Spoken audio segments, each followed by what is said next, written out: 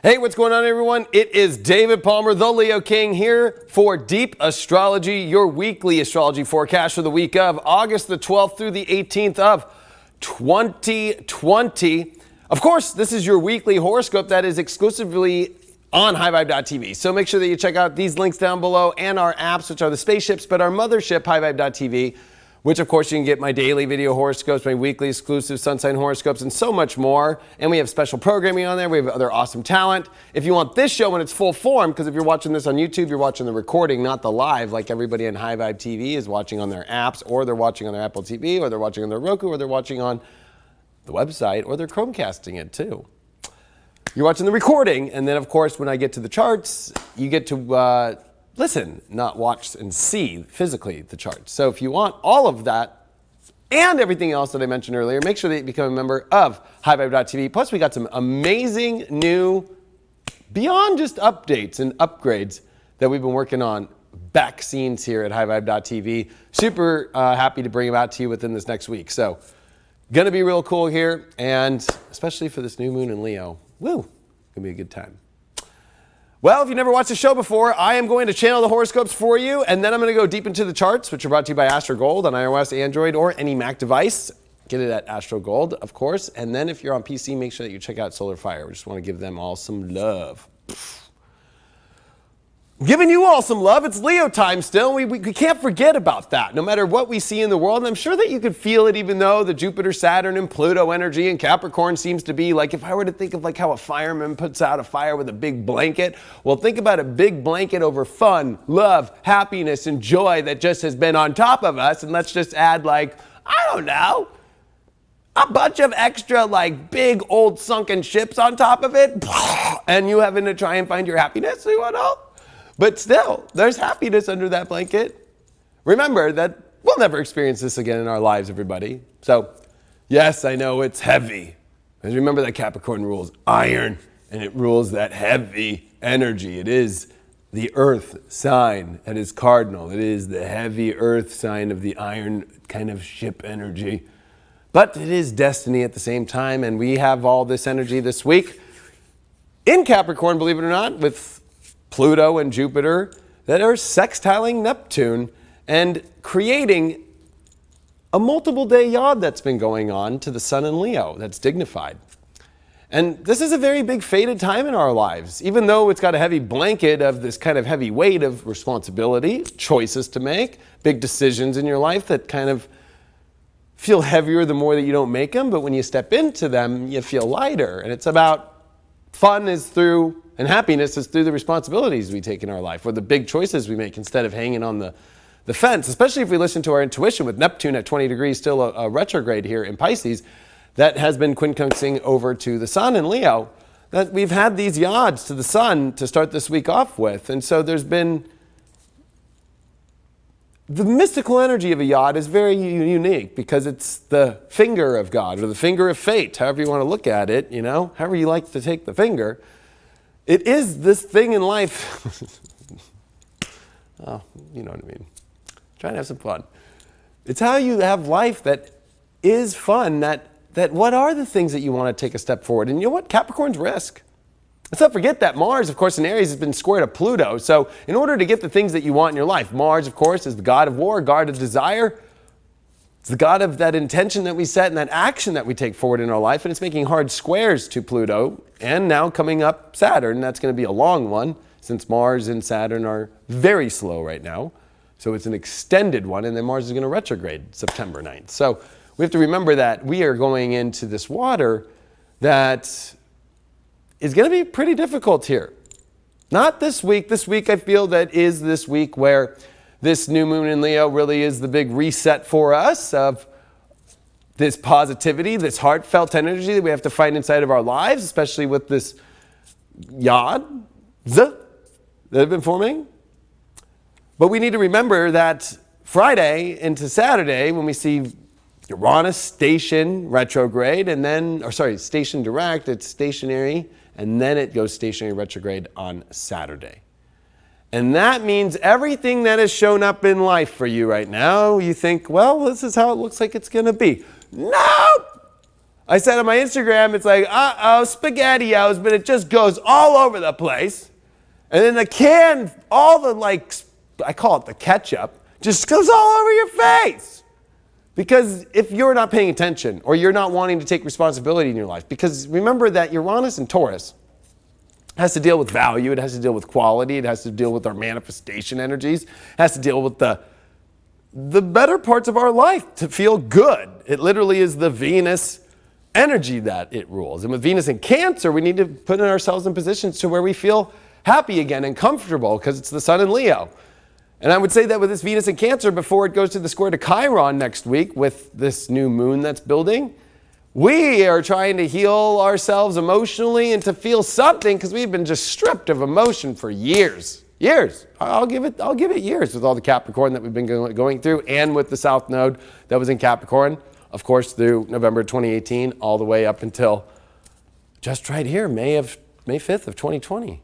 That then through this May to now, there has not been, even with a solar eclipse in Cancer, even with all this Cancer energy, a Venus that was in a very karmic cycle of retrograde in Gemini with the North Node. It's just been all over the place. It's been mental. It's been this world has not been very easy when it comes to the signs that are the youthful signs. Mars is in Aries, and it's being squared by all the Capricorn, and it was squares that were building, that were forming in Cancer. And then, of course, you get to Uranus and Taurus, and it's, been slightly this year dealing with the Saturn square that has begun, but is going to be intense and actually hit its actual square point.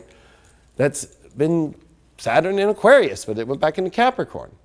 So there's, when we start looking at the youthful signs, now we get to Gemini. Oh my gosh, right? Venus retrograde with a North Node there. And actually, technically, then we had Comet Neowise come through, whoop, right there, bang, at like 29 degrees of Gemini, right where the North Node was, and a solar eclipse on that day, June 20th. And then, of course, Cancer has been dealing with the big oppositions to Saturn, Pluto, Jupiter, and the squares over to Mars. That is for an extended, longer stay, one that we have not seen for a long time because, of course, Mars retrograded in 88, but Mars went back into Pisces, and it was in 1941 that Mars retrograded in Aries for the whole sign. So I hope we're not echoing 1941. 1 month prior to Pearl Harbor is when it went direct. So let's get back to some of the other stuff. Then you get to Leo. Well, Leo feels great, right? Well, of course, it dealt with oppositions. It hasn't not fully dealt with the opposition yet with the Sun yet to the opposition of Saturn, but it has dealt with the opposition point of there's a lot of Aquarius stuff building. And of course, Uranus, of course, is in Taurus, so it's square that. And then now we got Virgo with Neptune in opposition to that. So the youthful signs, the young ones, the ones that bring us that exciting life force, is dealing with this heavy bottom of old energy. Yes, old. And if you're any of those other signs, I'm not trying to say you're old. I'm just trying to say that the signs that are the first 6 are very youthful. Well, let's have a good time. Let's get it going. And we are not in that time. I'm sorry to say. We're trying our best, and that's why this week is like, stop using the word try. Start using the word do. This Mars is going to trine the Sun in Leo. I cannot tell you how rare and how powerful this is, except just tell you like I am right now. Mars in its home sign of Aries, even though it is slower, even though it is, in squares to Pluto, it's going to trine the Sun at 24 degrees of Leo. And then we have a new moon that will be trine Mars. So the Sun in Leo, for Mars, that comes around every 2 years into Aries, right? And for it to be with the Sun in Leo, I'm telling you, it's not an exact 2-year transit. So, sometimes you might see that Mars in Aries, like we saw 2 years ago, actually at the beginning of 2018. So there was no trines to the Sun in Leo. So what I'm trying to say is that when you get the most powerhouse energies together, right now, Saturn, and even though Saturn's got 2 little henchmen, he's using Jupiter, he's using Pluto to get his old plans together and control the world and throw those blankets. And that's why I keep saying, I don't know why all these millennials with all this Capricorn, Neptune and Uranus, and even anybody with a lot of Capricorn are just acting like old people. It's very difficult. And I'm 36 years old, and I'm having a difficult time with the amount of old energy and old people. We even have 2 people that are running for president in America that are freaking old. You don't even know if they're going to make it till tomorrow. So, let's just be real for 1 second. That this is a time with Uranus retrograde where if you're at a place in your life and you're ready for something to just give, well, risk. Uranus is risky. Saturn, Jupiter, Pluto, and Capricorn's like no risk, no reward, yo. Neptune is the risk of following your gut and intuition, and Leo is the risk of following the courage in your heart. Mars is the risk of if I don't take action and I don't go towards what I want in my life at all, then I will never get it. I will never go.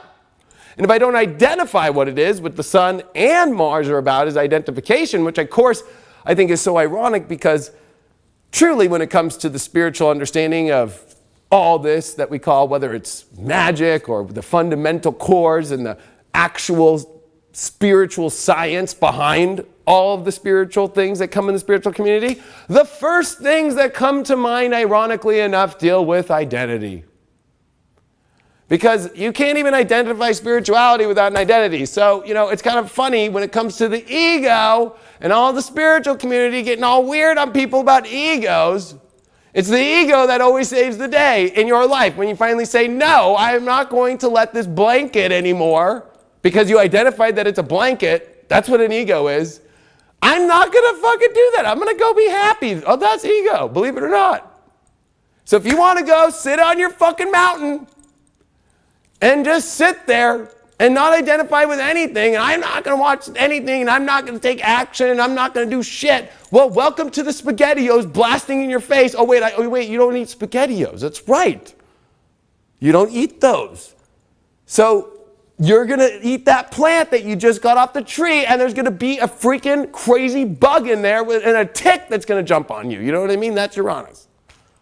When you choose not to make your life better, when you choose not to take a different course right now in your life, if you're going to continue to take the same course and you're not going to identify the course that you want, this is extreme desires, and it's coming right before crap show world. You think the world's been a crap show? That's why I'm calling it a blanket.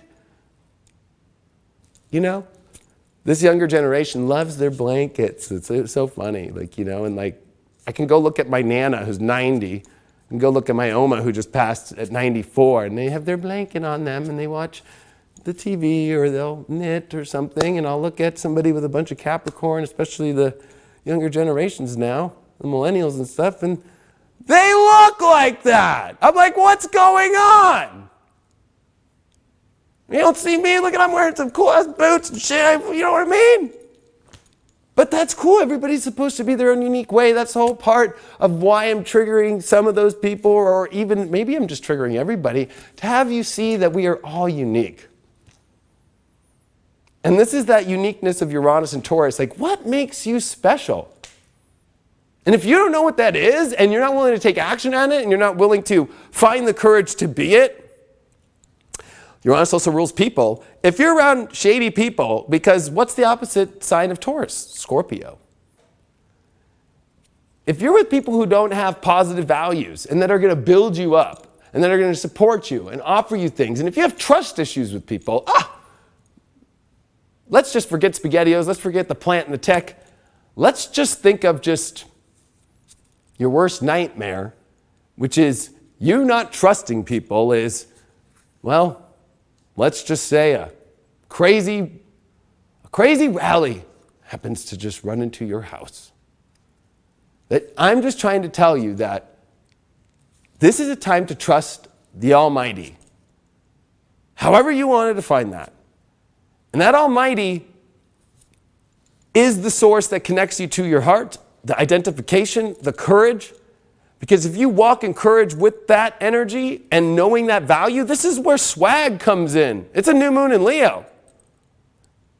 And with Venus and Cancer here that wants to feel good and feel safe and feel comfortable with money and relationships, that's going to square Chiron. Oh, if you don't have an identity, or you think that I don't look good enough, Chiron and Aries, Uranus and Taurus, I look weird until I have enough to fix this. And of course, I'm talking to a lot of first world people here, because a lot of people, I look at my analytics, let's be real, a lot of people that watch me are literally just in first world, energies. Like, oh, maybe I need to go get this. I need to get this off Ulta. I need to get this off Amazon. I need to get this off, and I'll feel better.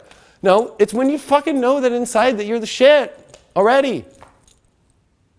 So Uranus is going to throw you a loop to either the greatest fucking loop ever in your life or the worst one, depending on your self-worth and value. And with Venus and Cancer, you will never find what you're looking for emotionally to satisfy you at all if you have this feeling like you are some weird troll-looking situation because you won't identify things. Or if you're one of those hesitant people, like, I don't know what to do with my life. I just don't know what to do.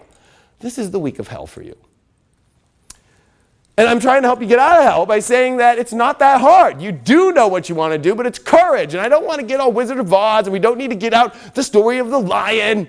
But it is a new moon in Leo at 26 degrees.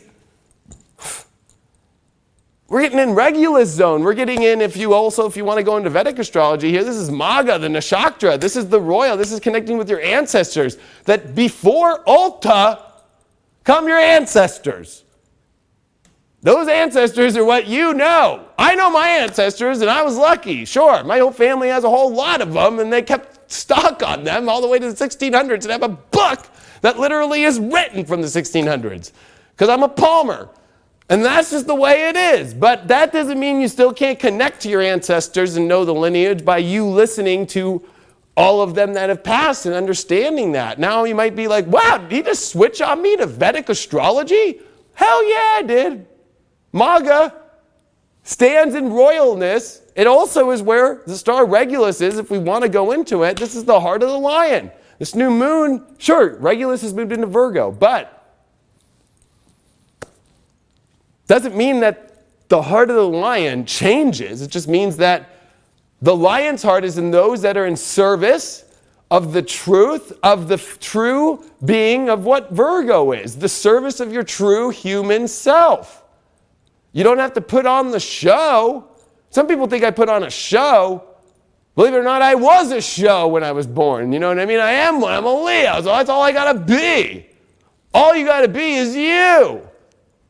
That's truth. And with this North Node, this North Node here in Gemini at 27 degrees on the galactic center with the South Node there and a new moon trining.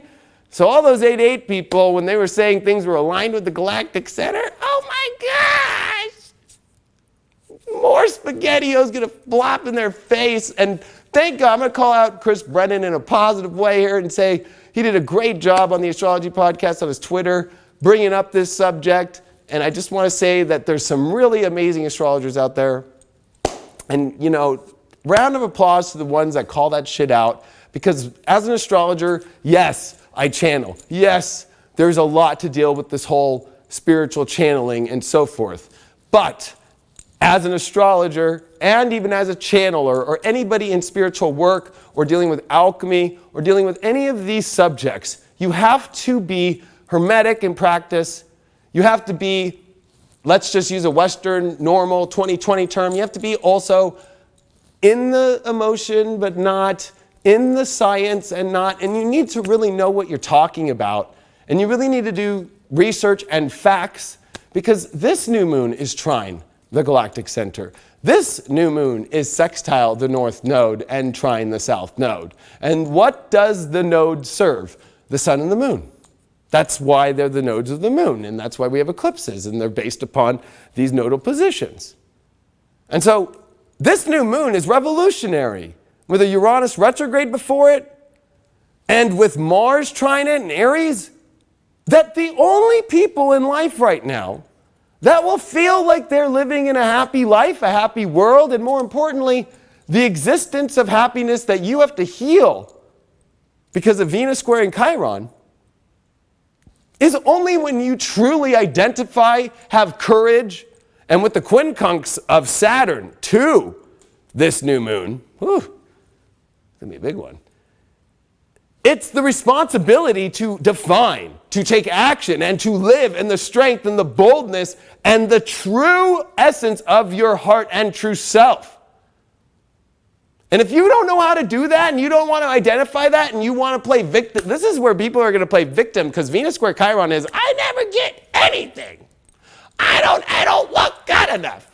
I don't ever have anything. Nobody gives me shit. Nobody cares about me. I always have to do it on my own. Do you? There's a universe up there. There's an almighty. There's a source. There's a God. There are freaking divine energies in your life. And last week I told you all on Deep Astrology, you know what I said? I said, I'm done telling you that time is up or you only have so much time. Time is up. So I'll be very blunt. It's very difficult for people right now that have stepped into the south node on the galactic center, into the deepest trap ever, and I already went into the whole entire story of the galactic center and the breast milk that is sprayed upon the universe to create the Milky Way, literally. Either that breast milk sprayed all over your face, and now you're getting the SpaghettiOs now. Disgusting. Although, I'm not a father yet, but I'm sure one day when I'm a father, my kid will probably do the same. SpaghettiOs, breast milk in my face, But I'll probably love it, you know what I mean? Whereas to others right now, this could be a moment where I don't know what to identify with because you don't have the courage to just be fucking you. You don't have the strength to do it. And I'm here, you know what? I am the positive astrologer. A lot of people think I'm the negative one. But I'm just here to use the opposite look for a second so you can see what to do. It's very simple. This is the most simple astrology I've ever read in my life. Maybe because I'm a 26-degree Leo rising and a 26-degree Leo Mercury, so this new moon is right on top of it for me. And did you remember that the Sun and Mercury are meeting this week too? To conjunct and a quincunx over to Pluto. But you know what? This is a time for you in your life to realize that if you don't know how to follow your intuition and follow your heart and be that heart and live in that and realize it doesn't matter how big the evil dark forces blanket or the government or the secrets that are going on that we all know that the whole world is a sham at the moment from every corner. Doesn't matter what. We don't have to focus on one thing anymore because it's like there's so much data and so much information that it's like your intuition is just like, yeah, we're not being told a bunch. That if you don't know how to still enjoy your life and still throw out the positivity and still throw out you and still go about the way you want to go, and especially with this Uranus retrograde, if you don't know how to have the value to ultimately step in to create something to rocket ship yourself with this Sun Mars, that's what I said last week. If you don't set yourself up for rocket ship mode, well, then it's going to feel like you're on a dud. SpaceX ain't gonna freaking just show up out of nowhere unless you show up and tell SpaceX that you are worthy and you are it of being lifted up. And that's also connected to the divine. And remember that Uranus was betrayed by his own son, Saturn.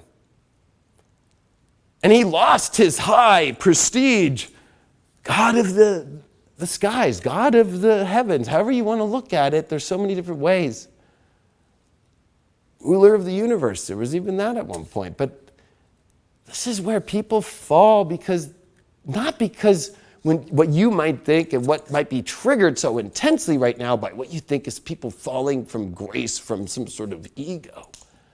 It's actually the fall of people that become sheep at this moment.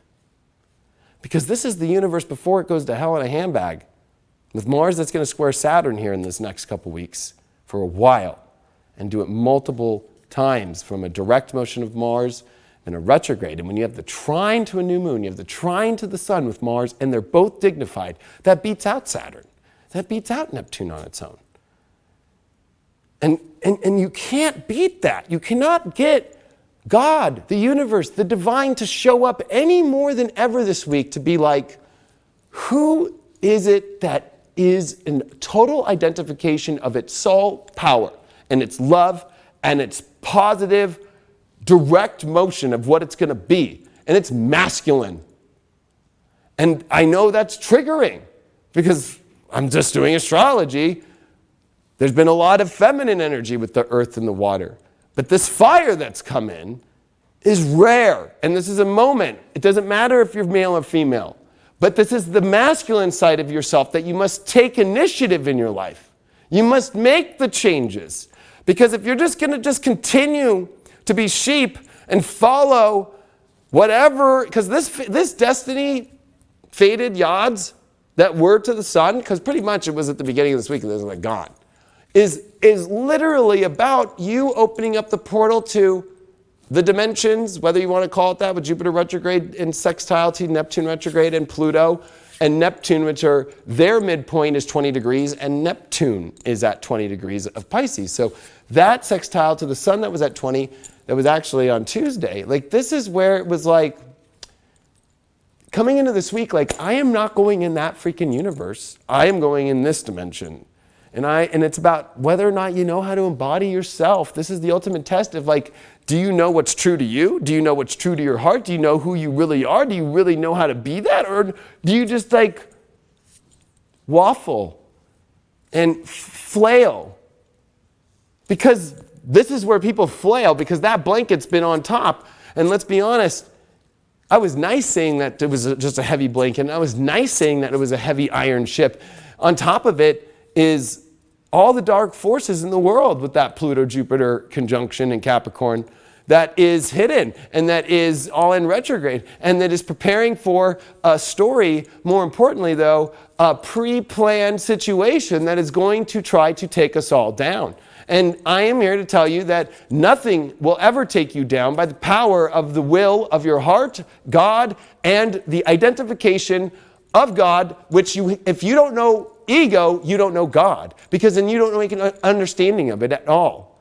You have to at least have an identification in life. And that's why Mars in Aries is the start. Well, Aries is, but even Mars. Why is Mars dignified? Why is the sun dignified in Leo? Because these two are the most masculine, most powerful energies that deal with life and direction and knowing yourself and being the heroes and being the givers that even Mars, yes, with the god of war, even was looked upon as a hero because he would save the city, or that he would come through with the things that the people needed because he had the strength to go where nobody else would go. That Leo has the strength to step forward and lead from love, and lead because it follows itself and God only. It does not follow anybody else. It doesn't follow what CNBC, what Fox News, what anybody else is trying to say, with no factual information and just opinion only with the South Node here, especially on the Galactic Center. Anybody who followed the 8-8, I ask you to erase whatever that you tried to intend, because the South Node was on the South, was right there at the Galactic Center, and you just opened up yourself to a wormhole of where the universe told you not to open up, to where we came from, to the places where, and that zodiac sign is Antares, where the dark does come from, believe it or not. Because if you want to move things, you have to remember that even in Vedic astrology here, these nodes are getting ready to change soon into North Node in Taurus and South Node in Scorpio. We are at a 23.5 degree change, and with 27 degrees here, it's getting close. And the dark forces are where people are getting pulled by these belief systems, and especially in the galactic center, I would say, trying to have you keep looking at the past of where you came from and not looking where the truth is of where things are going. And if you don't know how to make that definition in your own self and your own calculative aspect, your own calculator, your own Johns Hopkins University in your mind, your own scientific self, your own heart, then why even be here? Like literally, because then you are just getting thrown into the sheep herd. And this week, you have to bring that love back in your life, however it looks.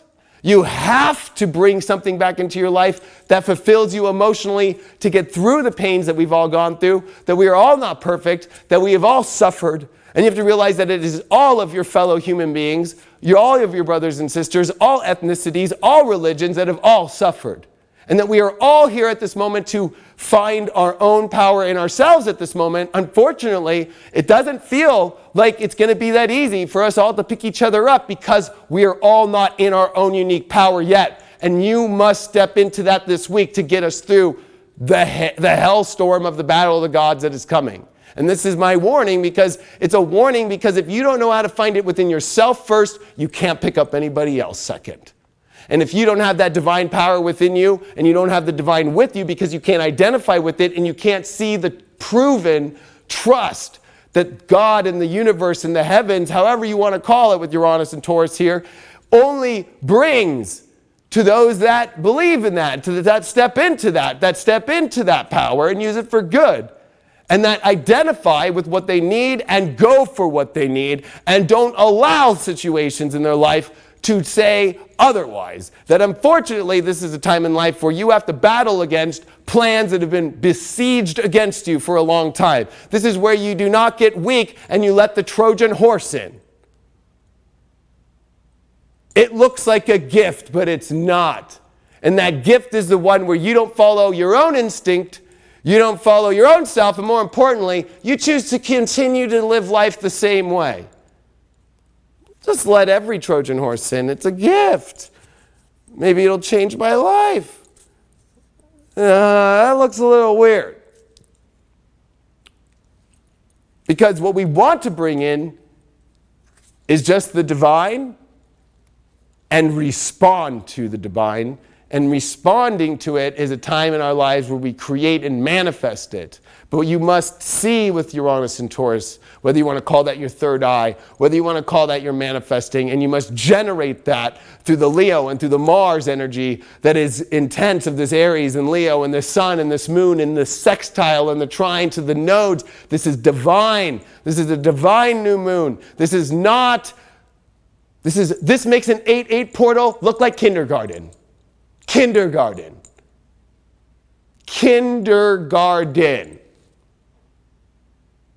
And I'm going to just say this. You think that you've seen the craziness?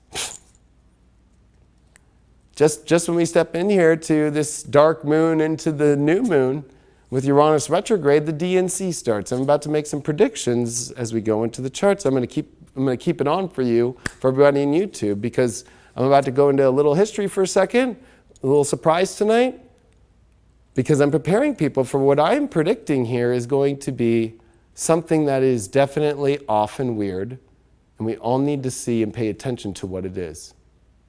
Let's go.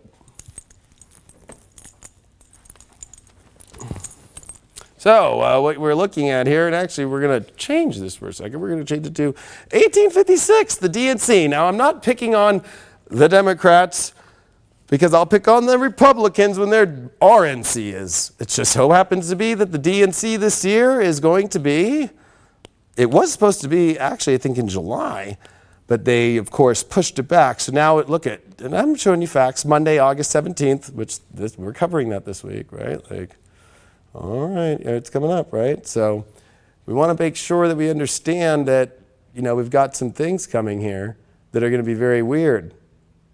Right? Because right now we're on the 12th.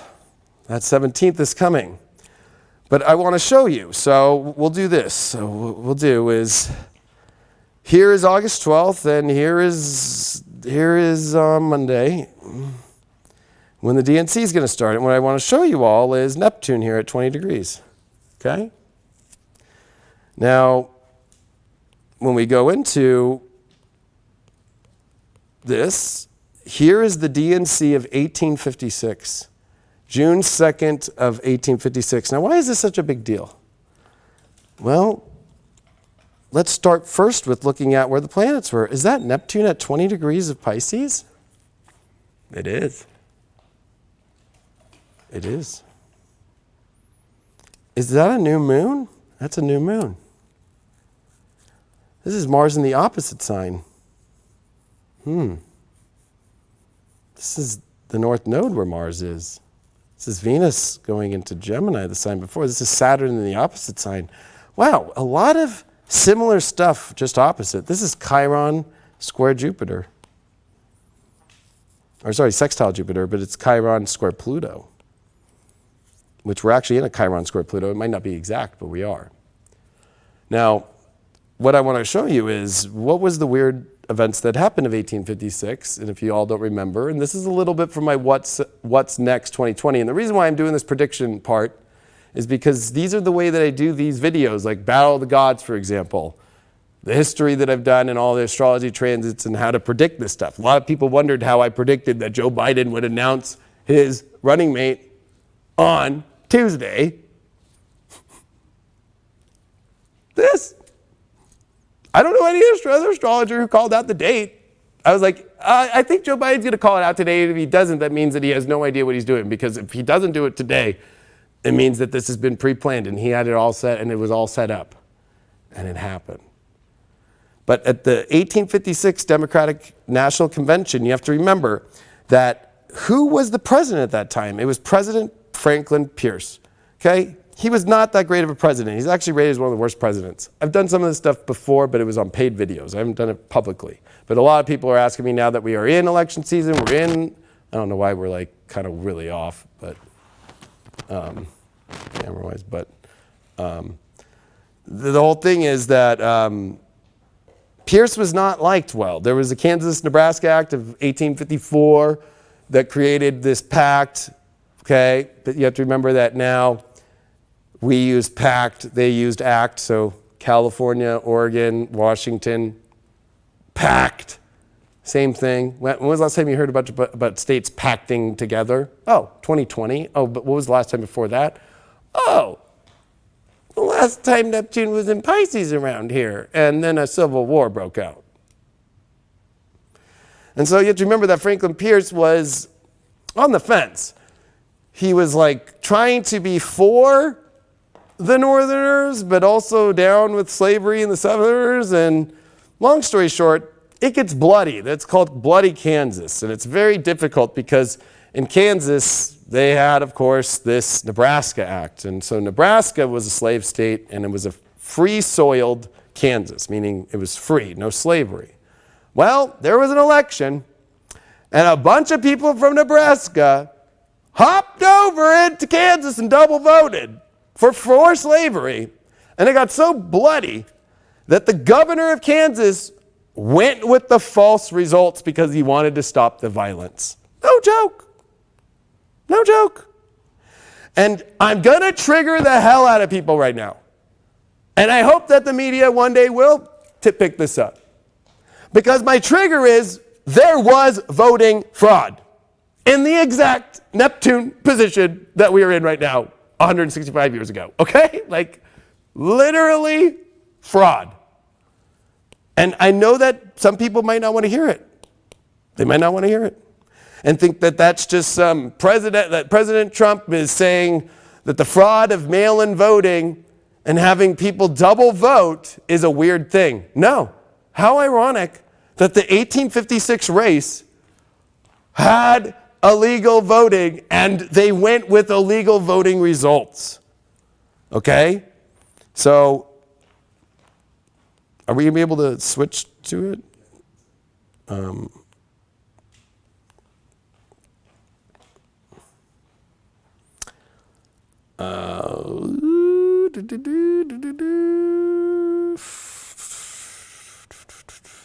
Here we go. So, yeah, can we switch to it, please? Oh, gosh. Okay. So here's the Kansas-Nebraska Act, and I'm telling you all, this is weird. The states now, into 2020, we have not seen this in a long time, and they're using pact. It's the same thing. They don't want you to remember history right now. They definitely don't want you to remember any of some of these people's names, and especially slavery is coming up a lot right now, and they don't want you to remember the truth of what happened with slavery. Okay? You don't want to remember what happened with this because bleeding Kansas, which is a terrible situation because it actually deals with electoral fraud. I'm using Wikipedia. Raids, assaults, and retributive murders carried out in Kansas and neighboring Missouri by pro-slavery border ruffians, and anti-slavery free staters. Kind of weird, right? Electoral fraud. And how is that electoral fraud done? Here's the elections and the time. Okay. Often by fraud and intimidation. Pro-slavery factions thereby captured many early territorial elections, often by fraud and intimidation. In 1854, thousands of pro-armed slavery men known as border ruffians of Southern Yankees, mostly by Missouri, poured into Kansas territory and swayed the vote in the election of a non-voting delegate to Congress in favor of pro-slavery Democratic candidates. The following year, a congressional committee investigating the election reported that 1,729 fraudulent votes were cast compared to the 1,114 legal votes. In one location, only 20 of the 604 voters were residents of Kansas, and another 35 are residents and 226 non-residents. This happened. This is why the president did not become the DNC for candidate for president in 1856. He was 1852 to 1856, but no, they don't want Pierce there because he's the president that deals with, he's a Democrat, number one. This is done by Democrats. And he can't be, they don't want, the DNC doesn't even let him know, and that's what I'm going to show you. So go have fun, go look up more Bleeding Kansas, but I'm going to tell you, I call it Bloody Kansas. But when you look at the election, you have to remember that right now as you and I are talking here on what's today, August 12th of 2020, live streaming, that, and I'm not live streaming on YouTube, I'm live streaming on highvibe.tv, that President Trump and Joe Biden are not legitimate candidates of their parties until the DNC and the RNC happen and they take the nomination and the delegates vote them in. And you have to remember that the transit that we are under right now is the same one that was of the 1856. Okay? And Buchanan is picked, and it's after multiple rounds of votings. You have to remember, too, that this is just some old history, but you have to remember that these were the candidates at the time. And so it was like a shoo-in, right? Franklin Pierce, you're the president, you're running for a second term. No. Because on the first ballot, Pierce only receives 122 votes, many of them from the South, to Buchanan's 135. You have to remember that James Buchanan was out of the country during the Kansas-Nebraska Act and during all these crazy voter fraud situations. So he was not party to any of the weirdness, okay? So they were like, maybe we'll go with this guy because at least we don't want to be known for that anymore. You have to remember that this is the end of the Whig Party too. So the end of a party is about to happen for whoever loses this election. And then of course it just kind of mutates into a new one. Like the Whigs went into like the know-nothings and then they started the Republican. It was a split. But, and then there was a split in the Democratic Party of Southern Democrats and Northern Democrats in the 1860 election, which is what will be the craziness coming up in 4 years. But so you have to remember that all these ballots were done. In the first one, look at Pierce. He loses to Buchanan. The second one, Buchanan loses. The third, see these ballots here? So you get to it finally, and you get Buchanan who just, at the end of the day, wins the whole lot. So,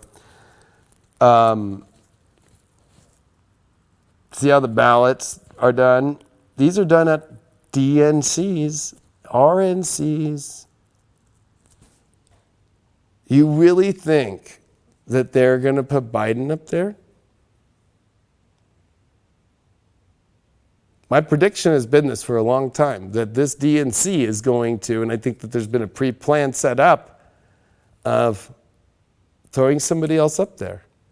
Now, you might say, and there's going to be people, scholars that do this and say that's impossible because all the other candidates who have suspended their campaign gave their delegates to Biden. Well, what if Biden's in on it? What if Biden's been just doing this whole show and dance? And what if he says, you know what? I don't know. There's a million reasons why he can, right? Camila, there's too much that has been called out about him that they don't want to get associated with. Why would they run a ticket with a guy, with a VP candidate that literally has called them out on all his shenanigans that are not good, okay? I'm only talking about the DNC today. I'll talk about the RNC when the RNC happens. Because I already got people triggered that send me things like, why are you not talking about Trump stuff? And I'm like, when it gets to the RNC, we'll talk about that, because this could happen to Trump too. You know, don't forget that. There could be Republicans right now all being like, hey, let's get him out. Like, like, it's happened. So what I'm trying to say is that once you give up your nomination, that means you give all your delegates back. And one of my predictions, and it might sound crazy, but 1960 was the Jupiter-Saturn conjunction in Capricorn. That's what we're in right now. Jupiter and Saturn in Capricorn. It brought in JFK. What's crazy is on December 18th through the 20th, as Saturn and Jupiter will meet, and then they'll meet exactly in Aquarius at 0 degrees on the 21st of December, they'll be at 29 degrees of Capricorn. And one of the candidates that happens to be running, or did run for this president, is Pete Buttigieg. He was born on January 19th. He would be one of the youngest presidents of all time. I think he would technically be the youngest president.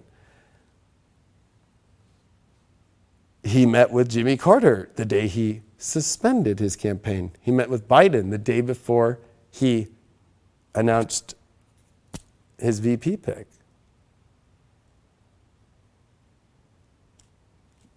That's what I'm saying with Uranus that's retrogrades on Friday.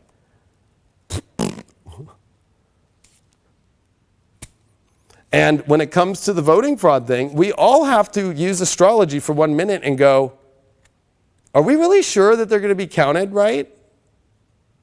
Because it caused the Civil War, was voting fraud. And of course it was over slavery, but you have to remember that it was the 1854 through 56 energies of where Neptune is and where Neptune's retrograding, because Neptune went to 18. And then it's at 20 here for the DNC. And all that weird electoral stuff and all those pacts and how these states are making pacts right now about CV. It's not about CV, or back then it was about free states and slave states. This is the battle of science, and if the numbers are true, or if how people perceive science. I don't want to say those words because they get taken off everything if I'm putting this public. But, cha-ching. Or if you believe in that fully or whatever. That's what it is, and that's slavery in a new form. But I'm not telling you which one's right or which one's wrong, but I'm just bringing out some truth. So when you see states packing up, all the ones with all the companies that made $5 trillion in these quarter releasings, right? And they happen to be in the states that are all packed up. You gotta wake up.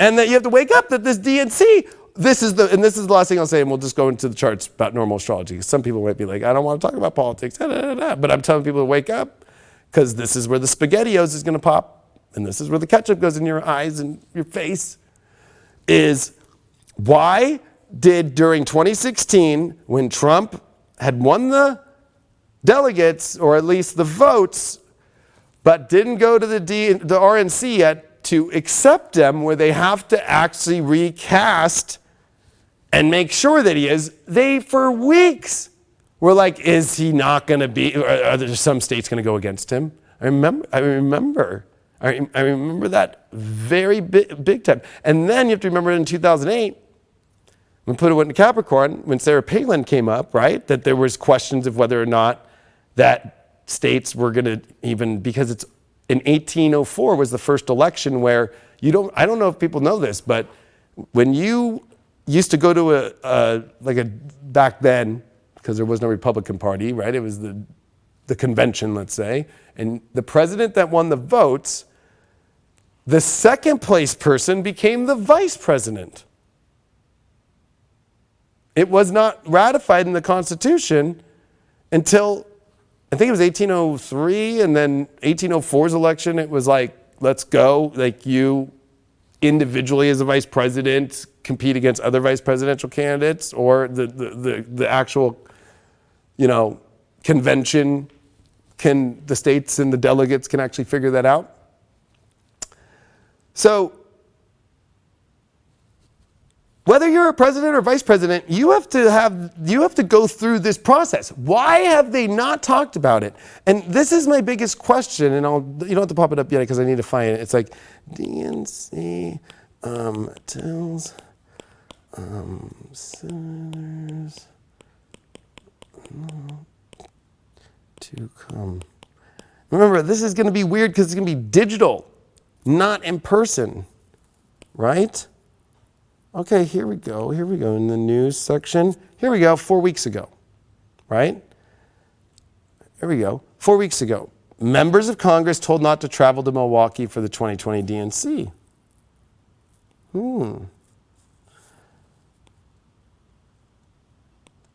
They got a big speakers list. It's going to happen in Wisconsin. Look at this. Top Sanders campaign aide urges Bernie Sanders supporters on DNC convention panel to drop proposals. What is that? What is that? That is what I'm talking about, because if you actually look at who has, they don't even show the story anymore. Like, they make you open up the app. Like, that's just insanity. There we go. Here you go. Ages. So right now, if you were to look at the 2020 DNC, okay, and then you were to actually go to their website, okay, and then you actually go to I think, oh, you know what? That's, yeah, you can look at, see who has all the, so there's super delegates. Oh, what was the website it was on? Was it the Democratic Convention one? I think it was. And it's get involved, or the schedule. It's something about how they work. Plans and details, resources for delegates. If you're one of the delegates who will nominate the next president, vice president, you'll provide you with information. Who's to say, okay, so who are these people? And are they having deal meetings right now about how they're going to change all this up? Or is Biden part of it all too? But the delegates right now are for, Bernie Sanders has delegates, and so does Biden. Biden, of course, has way more. But they can easily vote for him. So that's why, look at this. Top Sanders campaign aide urges Bernie supporters on DNC convention panel to drop proposals. So that's because they made a deal, remember? And it's Capricorn time, rat year in Chinese. Something's going to go down here. There's going to be fire. There's going to be popcorn. There's going to be weird stuff. Urging his supporters on the DNC Convention Rules Committee to not push their proposal. So he's urging them. Doesn't mean they have to follow it, though. As part of an apparent agreement between the senator and the presumptive Democratic nominee, Joe Biden. This is where Uranus and Taurus changes. What if Bernie Sanders says, you know what? I don't like Harris. I don't like her. I don't like her. I don't like that. I don't feel safe with that.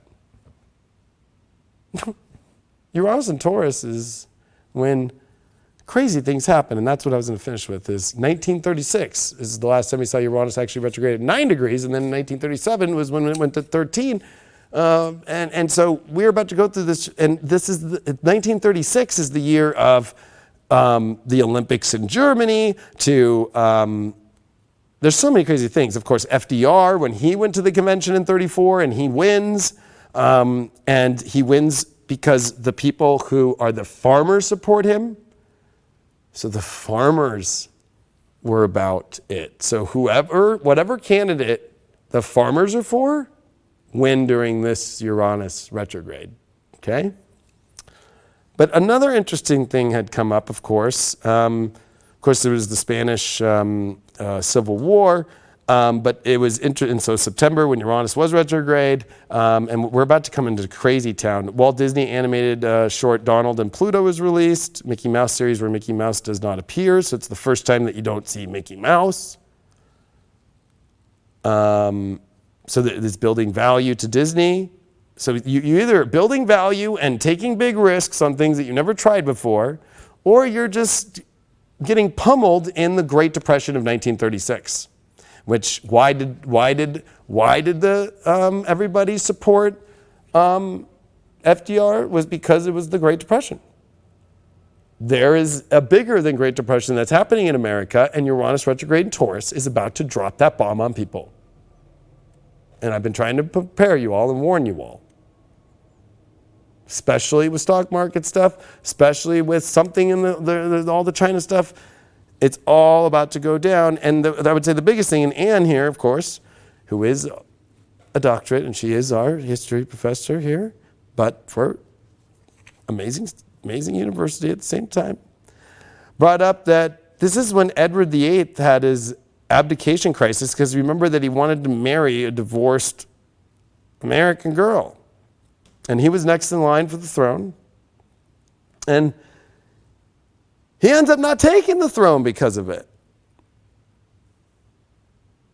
All during the same place where Uranus retrograde, and now we're dealing with 1856 with Neptune in the same place. We all have no clue how crazy stuff is about to get. And even when FDR did win, which ironically, so I'm showing you how it's so opposite. So that's why it's like, well, okay, so the president, you'd think that Trump would, but it's ironic that a former vice president's coming in to run for president who, just like Pierce, you just would expect, even though he wasn't the current one at the moment, but there's that whole like, oh yeah, I mean, he's a shoo-in, and then, well, especially with the issues that Harris has called him out on. She's called him out on all the stuff that he obviously hasn't provided anything for there. There's no way.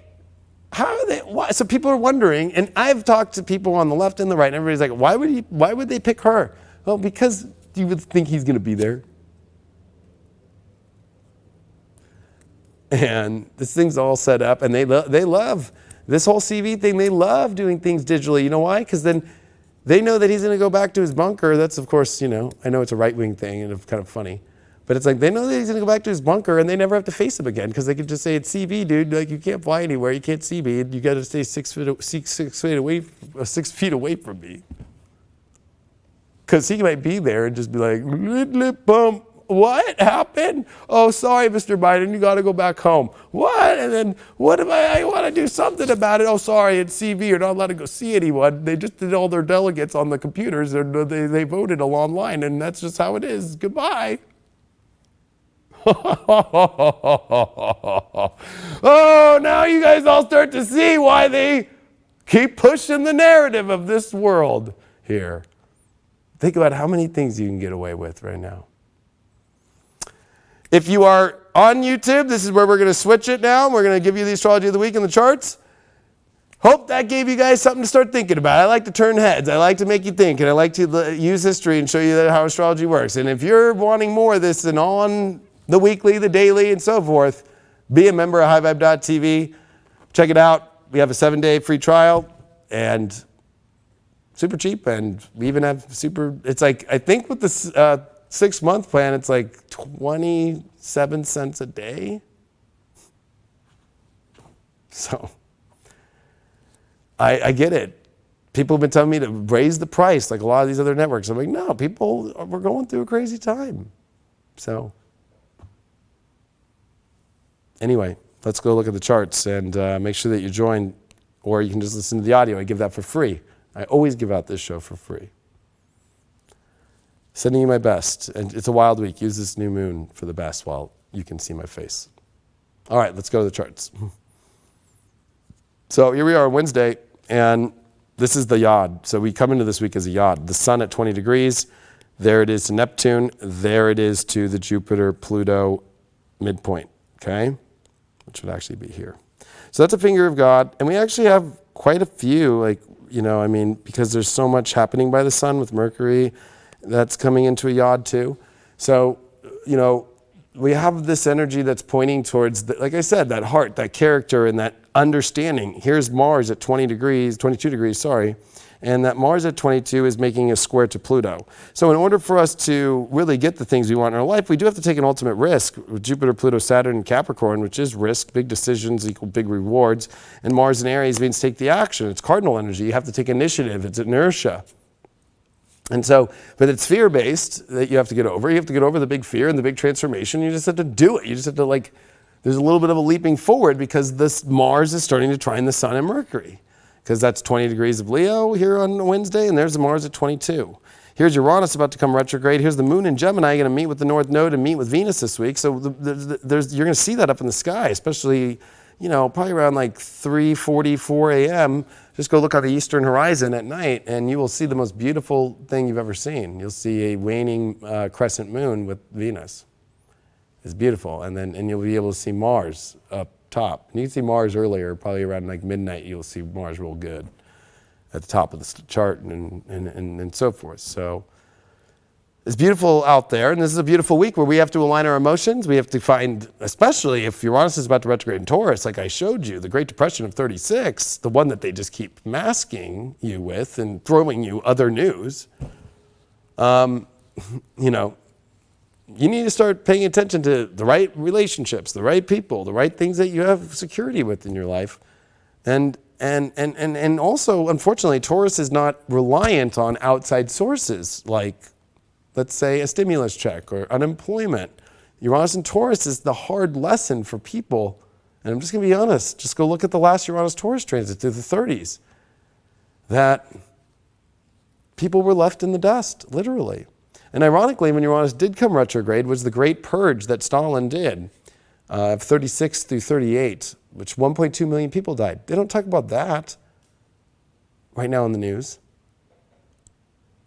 I know they're freaking out about CV and how many people, you know, passed from that, but Stalin just killed people without doing war. Does that make sense? His own people, by purging people through, you know, getting rid of people that were of not the party that he wanted to be part of or have around.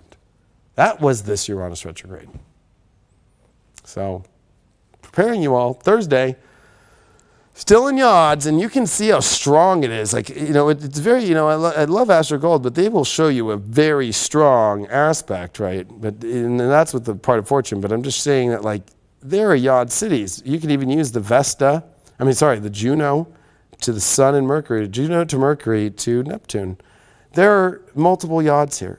And so God is pointing a lot of fingers at areas, and especially to Neptune. Neptune's part of it, Jupiter, Pluto's part of it, and the Sun and Mercury are part of it. And so, and with relationships, this is a great time, too, of really finding what's real with this Moon in Gemini that's curious, this Venus in Cancer that wants to feel, and the North Node sitting in between them. And this is where we want to point towards. We don't want to get lost in Sag world right now and just hope and believe something will happen by not actually figuring it out. Or, you know, Gemini are the two twins that run through the forest, you know, like it's the two like deer that run through the forest, or it's the two animals that get on Noah's Ark.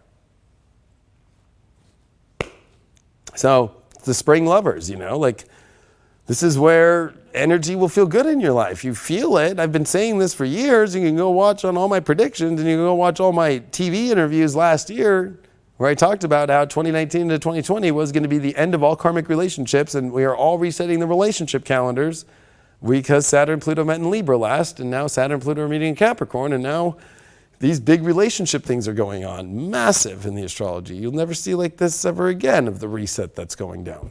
It's a reset. So Mars at 23 squaring Pluto, all these great big yods are happening here, and the Sun here is at 21, and it's starting to trine over to Mars, and Mars squaring Pluto, it's like we do have to make big change. And look at this. This is why I'm preparing people that this is about to get very difficult. if we just look at the speeds of the planets, Venus is still not up to full speed yet. Mars is slowing way down. Jupiter is still retrograde. It's about to come direct soon, but still retrograde through all this weird stuff. That's the other weird thing about Jupiter and how when you look at the charts, and I'll show you how this DNC thing's weird. Bad luck. Bad luck. Saturn stopped. But Saturn takes a long time to stop, and it's stopped retrograde, right? Uranus stopping. Look at that. 5 seconds a day in geometry. That's nothing. That's why it's about to come retrograde. And look at Neptune, slow. Look at Pluto, slow. They're retro, but they're not fully done yet, and they got a ways to go. But it's this, and then Chiron just getting back up to speed of retro, but still slow. Nothing's in the, look at all the zeros. The only planet that is moving fast, and you can't count the sun and the moon because they're pretty much the same travel speed. So that's it. Mercury in Leo.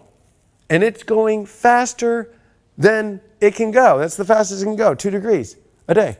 Boo, boo. So you got to figure this out fast about your heart, right? That's different than me saying, like, I guess, the time, but I'm just saying, like,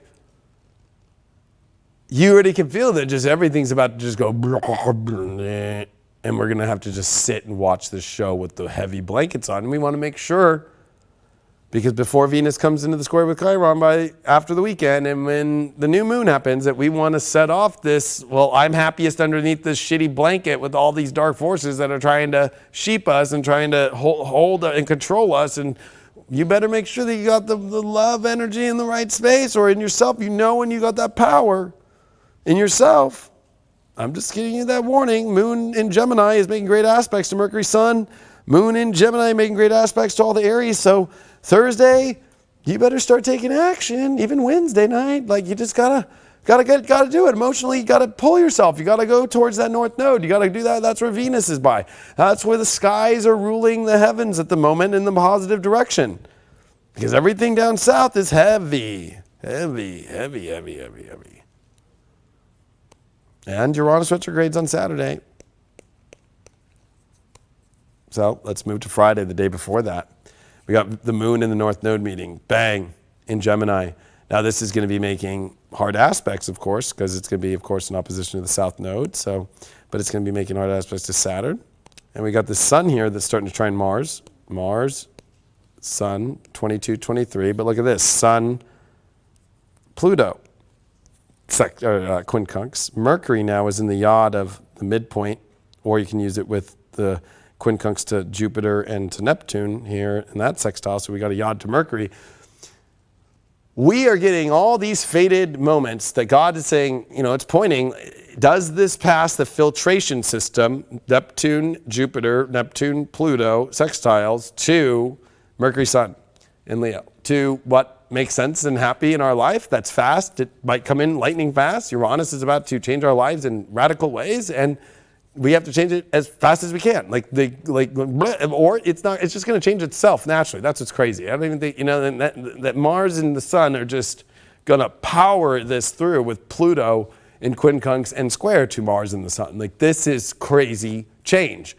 Uranus retrograde, Pluto in quincunx to the Sun, and square Mars that are trining in fire in their dignified homes. Remember that the exaltations are powerful. The Sun is at home in Leo, +8. Mars is in its home sign, +7. Look at Saturn's +7, but that's, okay, great. Venus here, of course, is what? It's probably +4. +4. And Mercury's here at -5 because it's in a lot of tight aspects, and it's getting burned out by the Sun. Although it's on the opposite side of the Sun. Remember that. Which I'm going to show you guys in Helio here in a sec. But the reason why I'm saying this is because a Sun trine Mars is, if you add 8 and you add 7, of course, what do you get? 15. And then when you just go to Saturn by itself, 7. So 15 minus 7, sorry, the tug of war goes to the fire signs. And this is where love wins, and this is this ego and drive to take action towards it. And the moon with Venus and the North Node. The North Node in Gemini is wanting to change this environment to feel comfortable, stimulated, and have it. Have it. Have physical feeling. Have physical touch. Have physical money. Have physical people. Have physical everything that is exciting, that is going to change your environment, that is not just a pipe dream, South Node Sag, that is not just something like you have to bring out and say it. You know, it's one thing if I would have just sat in my life as a South Node Sag, North Node Gemini, because I'm 36 years old, I'm going to be 37 next year, I'm in my nodal return. It'd be one thing if I had all these dreams in my head, but then I went and made them real. Even like those nights were in my head for 15 years. And it's ironic that tonight is the night of 5 years ago I got my first studio keys. So I've been in a studio for 5 years that I built myself, that I started myself. So I'm just trying to tell you all that you have to go. Gemini is like, okay, then let me go speak it. Let me go figure it out. Let me go express it out instead of like stand on the hill like you know everything, but you don't actually do the experiment of it. These are experimentations with a lot of fate, but God's almost forcing us into the experiments of divine, of the things that we need emotionally to feel good, that feel in our heart good, and that feel like it's our true identity and soul. I would say that this is waking up massive energies. I'm not going to get too crazy spiritual, but you know, the twin energy is pretty strong that's building out of nowhere, I think, because I don't think that you would know. I think that a twin energy would hit you out of nowhere, like a Uranus retrograde, like a Sun Mars trine in Leo and Aries, like it quincunx and square to Pluto and Jupiter in a yod to the Sun Mercury, Mercury being the fastest and all the other planets not doing a damn thing. Let's look at this Uranus retrograde. Saturday, August 15th, 7:26 a.m., 27 seconds, with the moon and Venus, by the way. So that's what I'm saying. It would just hit you on top of the head. Uranus will stationary retrograde there at 10 degrees of Taurus. And so welcome to Uranus retrogrades. They definitely are, it's adding to the retrograde city. So, but this is where when you think you're going this direction and life looks this way, no, your physical reality is going to change in a whole different direction, especially the physical reality about money. And with Venus and the moon in sextile to this, the only secure place in your life is you and your value. You and your, oh my, what happened here?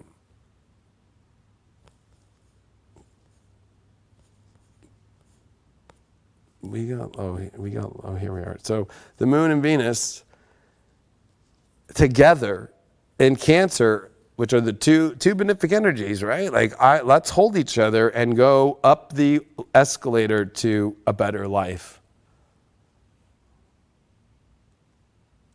But if it's not feeling good,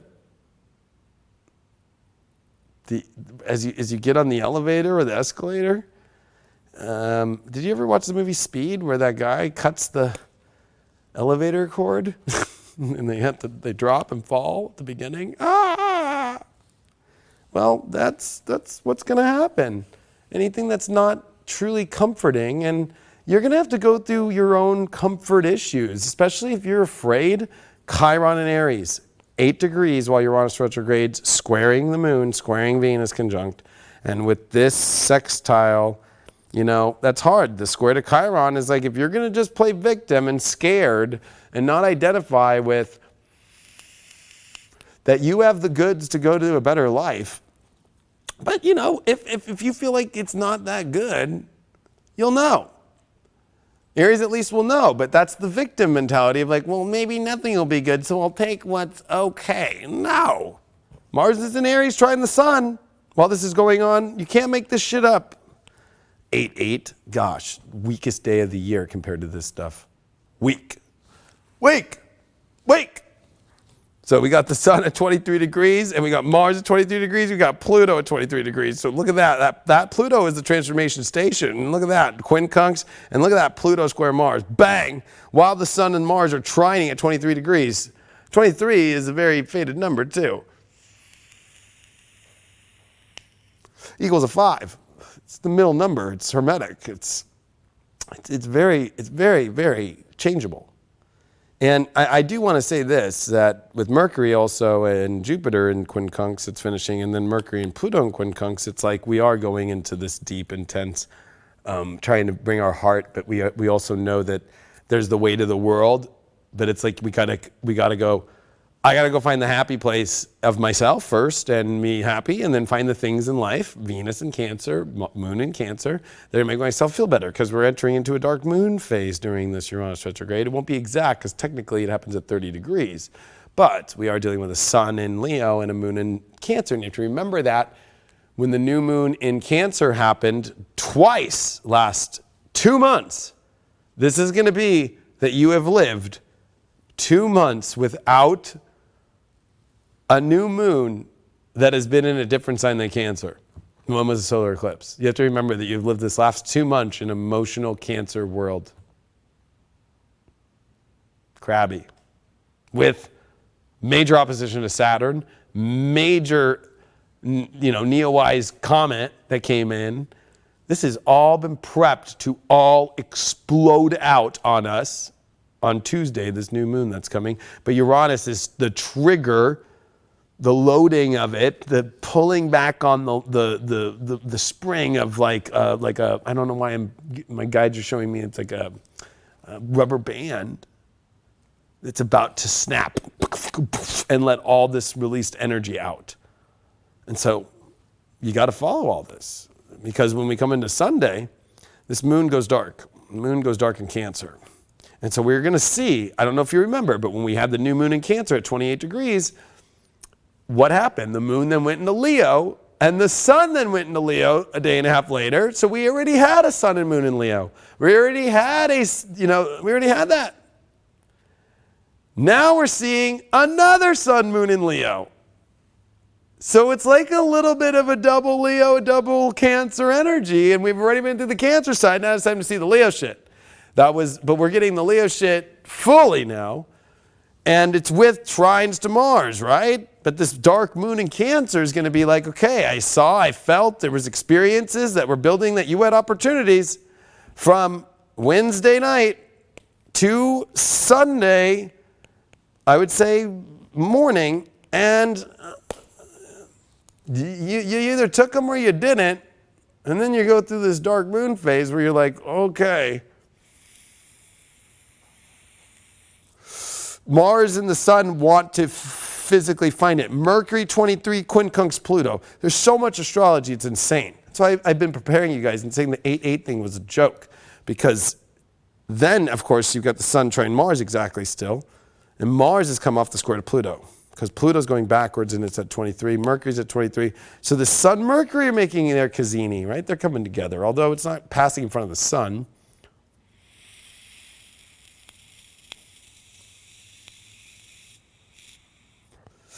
I needed that. Okay. So I would say that Sunday, if you feel that you're going to try and go into some dark emotional space to feel better and maybe do something emotionally that isn't of the highest value and take the scraps, that you are going to be very depressed from it. The sun and Mars does not want crap. Neither does Uranus and Taurus, which is teaching everybody to find their own value and how to, how to fish for your own fish. You know what I mean? Like, that's the hard part about it. Great depressions do come with Uranus and Taurus. Including during Renaissance periods, there's depressions. That's what makes everybody go out and become artists Every artist is a starving artist. You know what I mean? Like, this is God trying to bring the creativity out of you and find the real love. It's, you know what? Why do you think couples survived and last the longest? The ones that went through the Great Depression, or the parents that did, or had the kids that did, because they understood the basic need of each other and love more than the world that we've lived in, where we've had everything we wanted and there was no issues, and we didn't have to fish for our own fish, and we could just drive through and get a Starbucks and just drive through and get a fucking this, and you can just right now drive through and get a fucking TV, and they'll put it in the back with a mask on. Fucking, you don't even have to pop your trunk. Ironic.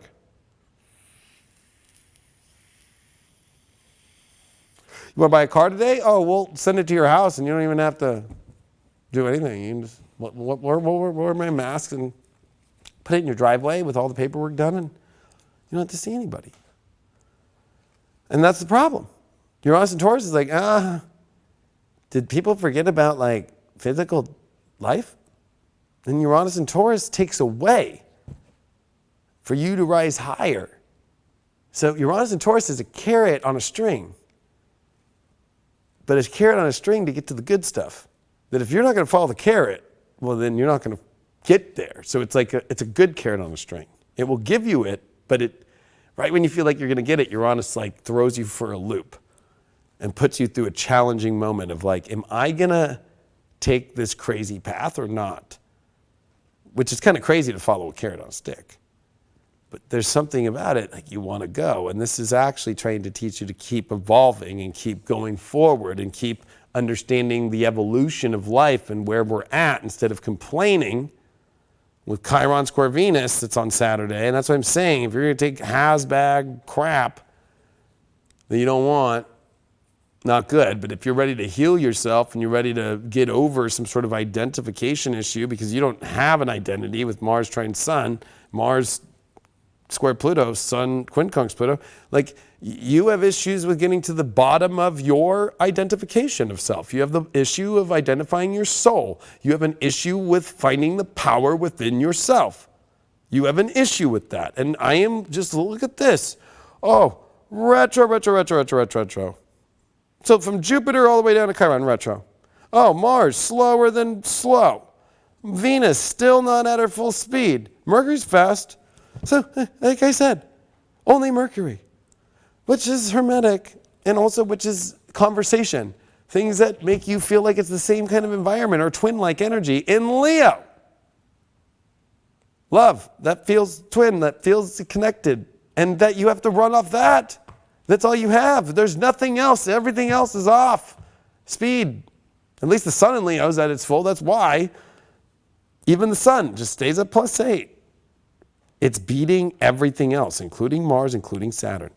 The sun in Leo is coming through on the moment of the dark moon to be like, even with the moon in its own sign, it's only a +6. So the sun and the moon are in their dignity. There's a lot of dignified energy. Sun, moon, Mars, Neptune, Saturn. That's a lot. And are you going to use it? Because Monday, start of the DNC, right? Or are they starting the 18th? Or I forgot what day are they starting? They're starting on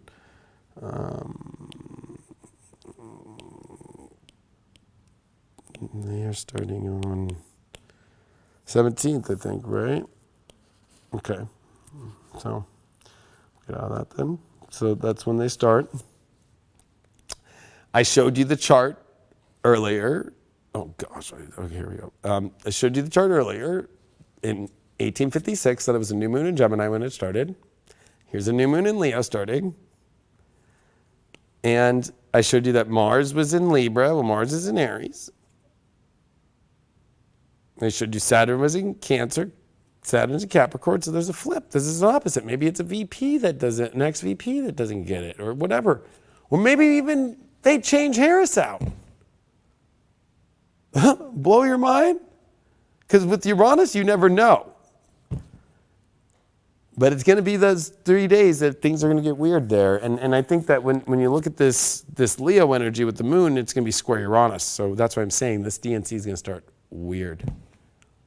It's going to throw people's emotions on how they thought things should look completely off. Venus square Chiron 2 is somebody's already finding the information on Sunday. And then they're going to put on a really good show and dance to make you feel good about whatever it is. And they're doing it with the Sun and Mercury in Leo, which definitely is burning out Mercury. So you have to see Mercury's burned out. So watch Mercury be at a -5. Means that we're actually the farthest away from Mercury. That's the Earth. So that also, is sometimes information that's looking all hunky-dory that's really not. It's a dark moon still. It's not a new moon technically, and that's what makes this even more of a weird incident and karmic usually, because if you notice people born with new moons, and especially when the moon's behind the sun, it's like they have some weird karma that they have not fully aligned with, like the cigar didn't cut fully in their last life, like the tag never got off the pants, like, you know what I mean? The security tag at Kohl's didn't come off the shoes.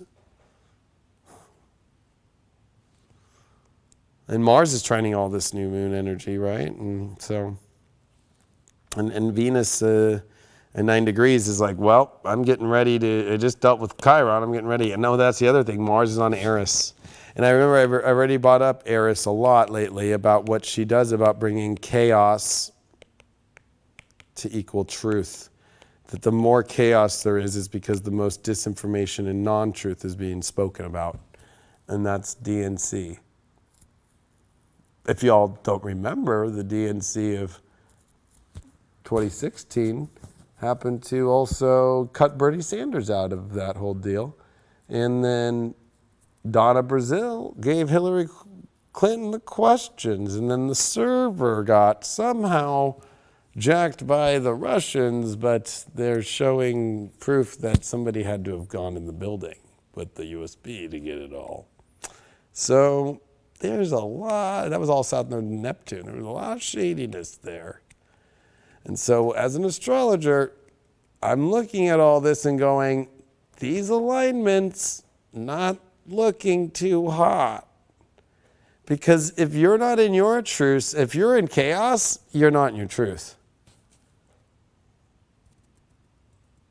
But what's funny is the projection of people putting projection of chaos of other people with not being in their life, like the media, Neptune, right? Like, these people are going through chaos.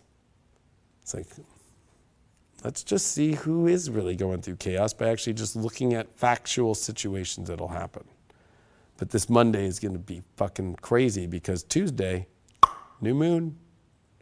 And this is the last day that I'm covering. And look at that new moon, 26 degrees of Leo, Mercury on Regulus, the final degrees here. This is a big new moon. And this big new moon, look at this, quincunxing to Saturn, responsibility of this great new start for you and your happiness and your love and figuring it out. And Mercury is now in front of the sun. It is traveling super duper fast, but once it passes the sun, it already slows down. 1:59. And Venus has returned to her full speed. So why do you think I bring up relationships a lot? Because Venus now she's moving full speed ahead. She's on her way to go catch the sun. And Mars and Aries, of course, are conjunct at 24. And that trine to the new moon is definitely, you're either lighting the tires and, gasoline's going, blah, or you're in chaotic situations of not identifying yourself, and it's because you don't know how to take responsibility or make choices of who you want to be and what you want to be, and that you don't believe in a destined energy, you don't believe in divine timing, you don't believe in taking a risk, no matter what the time looks like, it's divine. And this new moon is on the backs of 2 new moons in Cancer, one being a solar eclipse.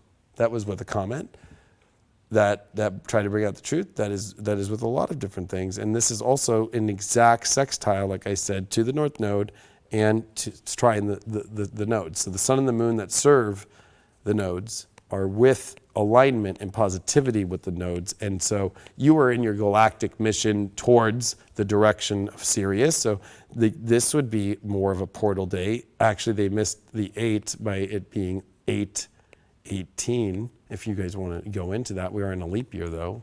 But I'm just trying to say that this would be the real deal, which is 16 plus 1, which would be 17, which would equal an 8. And then if you add the 2020, that's a 4, right? And then you would get to the 12, which is a 3, which would equal a good day, a Jupiter day of, And that's the thing is, here's Jupiter stationing, and look at the speed of Jupiter, right? Like Jupiter's right here, Jupiter's a +1. What? Jupiter's a +1 in its worst sign? Yeah. Jupiter is actually in a +1. Because at this time, it's going to be in alignment in a way that it's realizing that there is some hope, but only for those that choose risk, choose destiny. And I know we want comfort, but in order to get comfort, you have to make a risk. You want something that makes you feel better, you have to take a risk. Risk is the name of the game. The other thing too is Juno, right? Who is the goddess of all goddesses, who does marry Jupiter, and that's how she becomes that, is because she rules marriage and she rules the idea of that marriage and partnership in Libra at 20 degrees, finished with the square to Jupiter, but on its way to square Pluto and Saturn. And so this is definitely you finding the right people in your life and making sure to go through the hell that's coming of this square, which I want to show you right here really quick. We're almost done, Craig. We're just really close. So Saturn here at 26. Here's Mars at 24:54. And with Mars only doing what? 15 minutes a day. And with Saturn only doing 3 minutes a day. These two are going to be squaring for a while. And that's why you should get Battle of the Gods. Because I literally am, this is it. Here's the new moon. And just getting everything all happy and rocket shipping with it. And whatever that is, Venus can be anything that makes you feel happy. Whatever it is. It might be a freaking garden you make. It might be a car. It could be whatever it might be. And this is where spiritual community gets triggered. It's physical stuff. Whatever is physical, it might be a house. It might be money just to get through the next month. It might be whatever. But there's some moment where you have to take a risk in order to survive. Because your heart and your identity and the courage is all you have into the higher force and knowing. That's all you have through these times. And taking the risk and connecting with the people that are in the same vibe as you. Because look at August 12th is the Helio. Here we are, Mercury's in Leo at the start of this week, tonight that I'm talking on Wednesday night. Venus is with Chiron. We are all coming right away into a needing to heal with relationships. Mars is heading towards Neptune. It feels very sensitive, these issues of courage right now. Remember, this is the sun at the center of the chart. Jupiter's past Pluto now. We've already felt the big, I need my life to change, and we can feel this explosion over the next 13 years of our life, directing us towards a more destined position in our lives that happened in the last week and a half, 2 weeks. Saturn is at 29 on the last degree. Saturn's getting ready to come out of Capricorn and come into Aquarius during all the craziness, which there's going to be a lot of crazy times coming ahead. So, the last chart I'm going to show you, look at this. By Tuesday, Mercury, because it does 4 degrees a day, sometimes 5 to 6, right? It's already in Virgo in less than a week.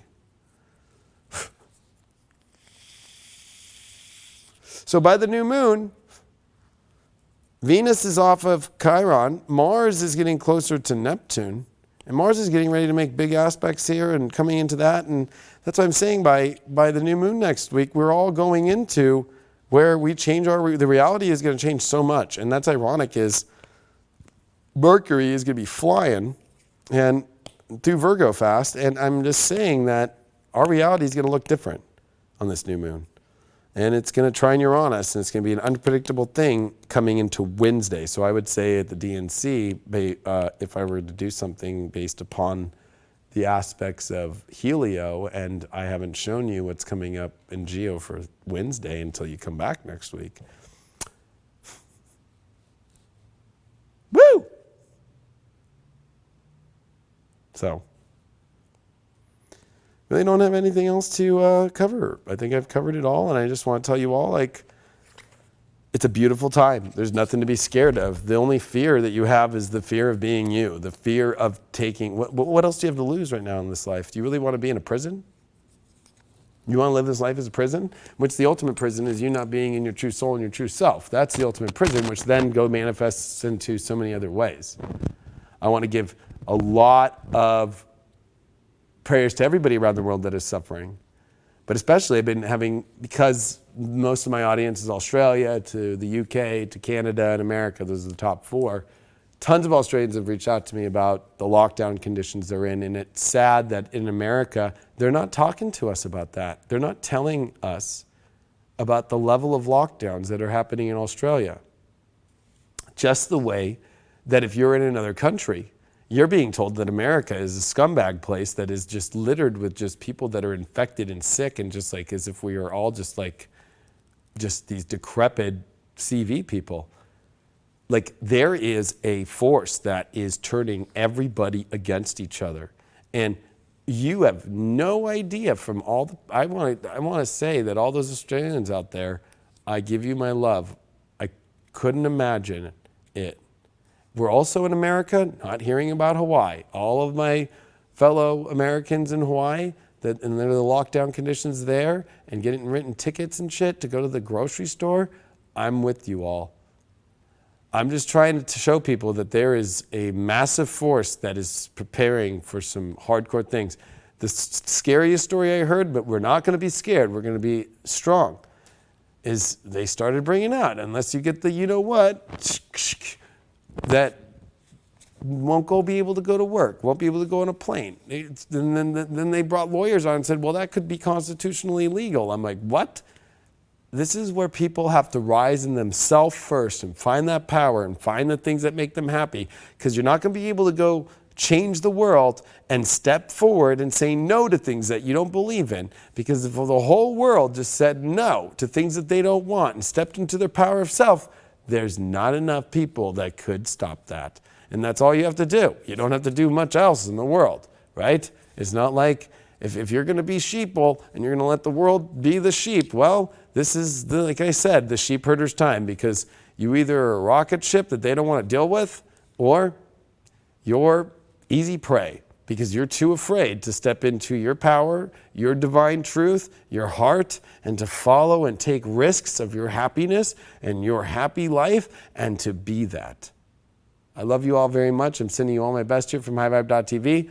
Please make sure that you become a member if you want to watch this full show, and of course all the other exclusive content, and we'll see you on the next Deep Astrology.